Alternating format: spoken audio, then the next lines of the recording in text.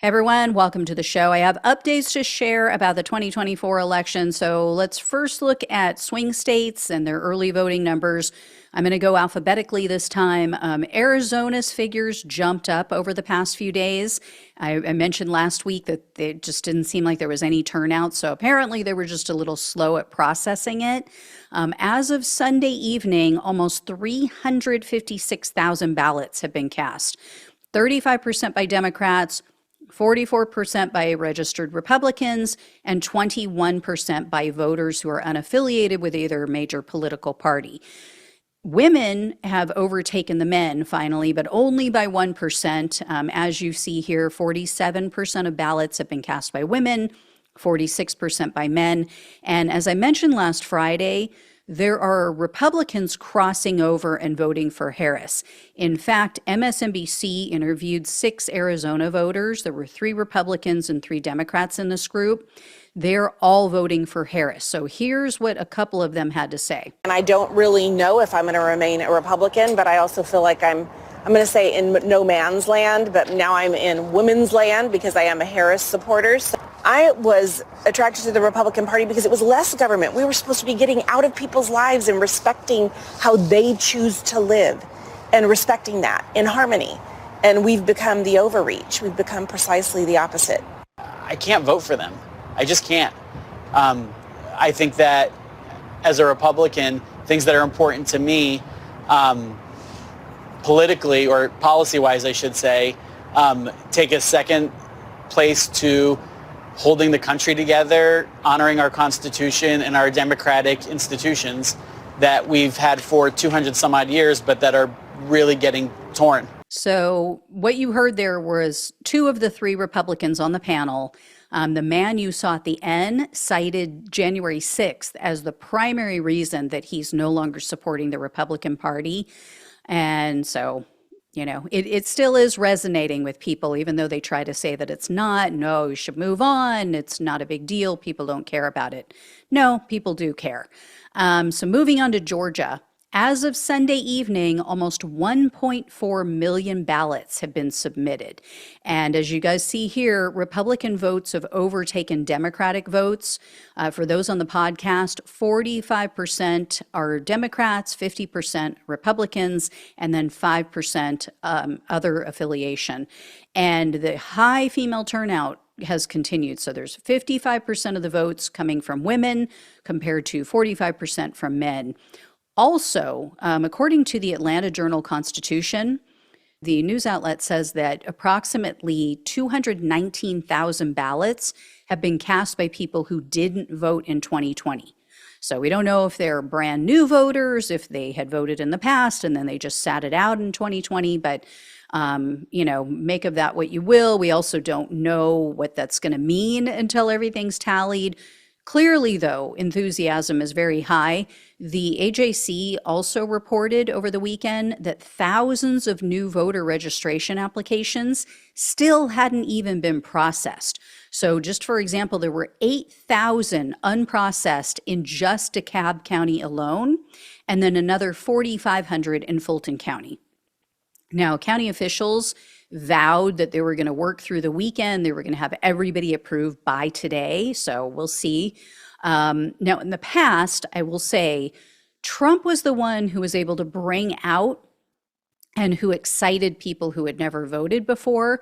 And that's primarily because they're typically less informed. But we, at this point, have no idea who this new tranche of voters favor. And it seems like these might be older voters because the AJC said that the backlogged registrations were submitted on paper forms. As we all know, younger voters typically do everything online. Older voters tend to prefer doing things in person and they do things in writing. So, just a generalization. So we'll see in the end how this all shakes out. Next, the very important swing state of Michigan, their early voting in person doesn't technically start until October 26th, but they've already collected more than 1 million ballots by mail. And so 54% have been cast by Democrats, 36% by Republicans, and 10% by others. As with the other states, women have taken the lead, so 56% of these votes have come from women, 44% from men. Next up is Nevada. Yesterday was the first day of early voting in that state. Just over 78,000 people cast a ballot, so that was either in person or by mail.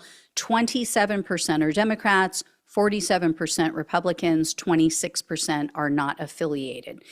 So that last group is really key because Democrats have lost their party registration edge in the state.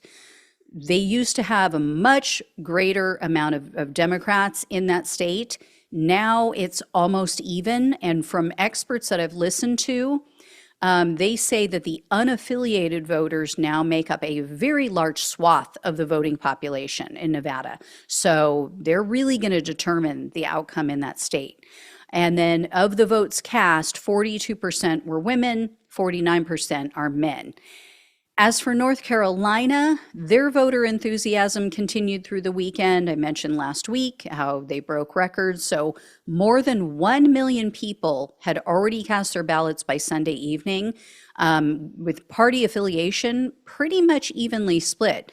Now, ignore the number at the top of this graphic because this page hadn't been updated to show the total number of votes. But as you see, as of Sunday, the voting breakdown was 35% Democrats, 34% Republican, and 31% unaffiliated.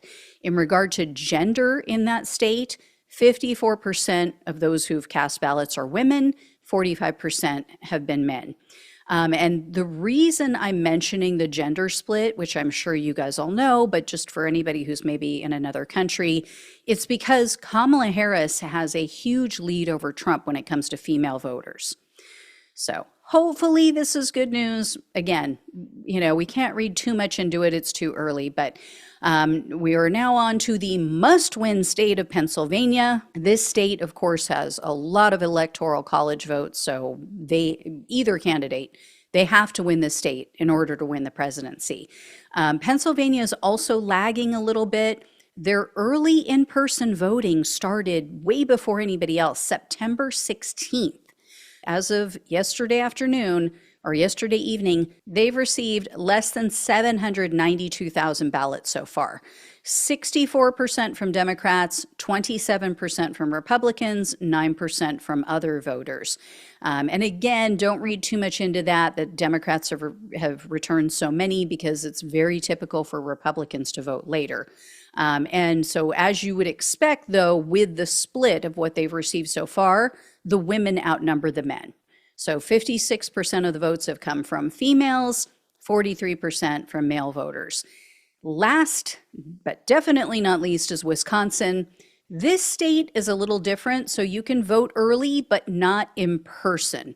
I mean, they'll accept your absentee ballot in person, but as a Wisconsin resident, you can't go into a voting booth and cast an early vote on a machine.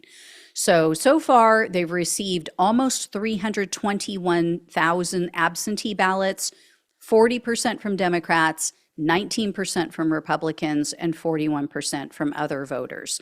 That's a state, because of the way they do things, I would imagine we're going to see way more Republican turnout on the day of the election. And once again, we see the female vote surging. So in that state, 55% of the votes came from women, 39% from men. Again, that could be because of the breakdown, because women favor the Democrats, especially this year with the whole Roe-vember thing going on, with abortion being overturned. You would imagine, a lot of these women are Democrats, they're voting early, and then the men, most of them are going to be Republicans, and they're going to be voting on the day of the election.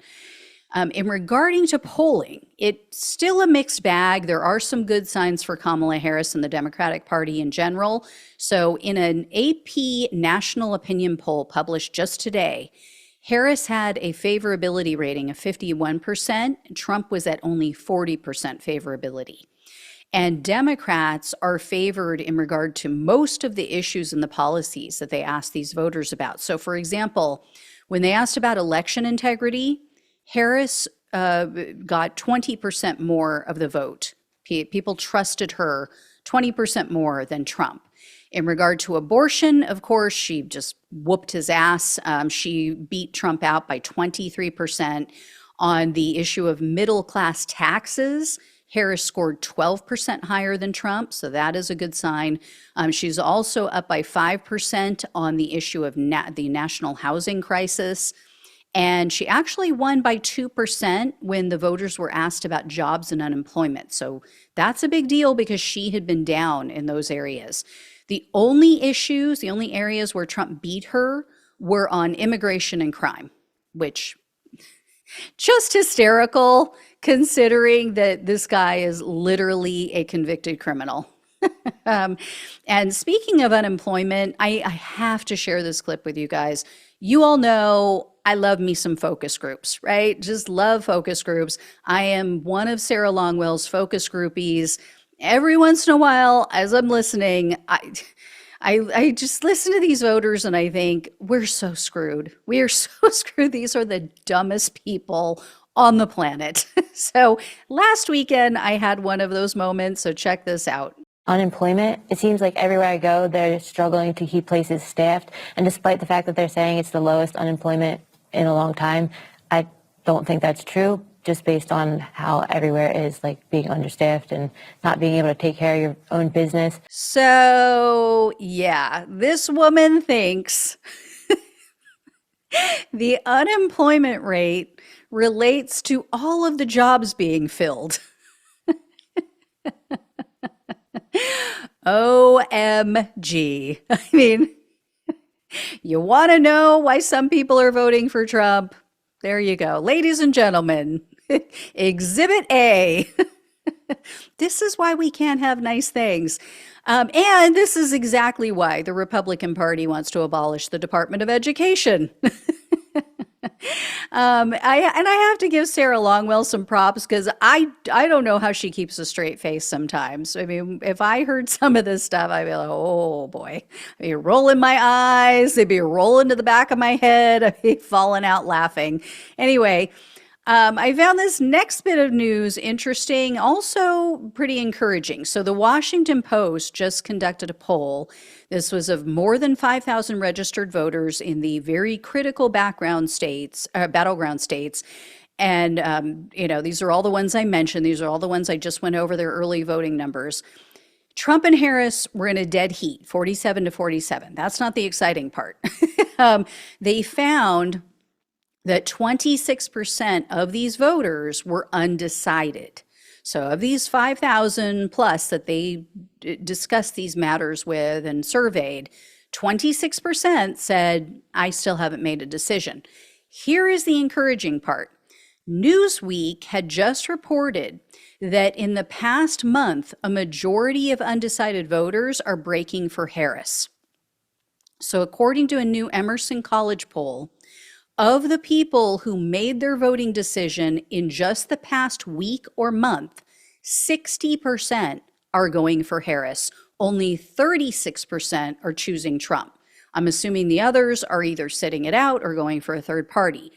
And the closer it gets to Election Day, the more people are going for Harris. So for example, they said that undecided voters who made a decision more than a month ago, the majority went for Trump, 52 to 48%. The undecided voters who made their decision in the last month, they broke for Harris, 57 to 41%.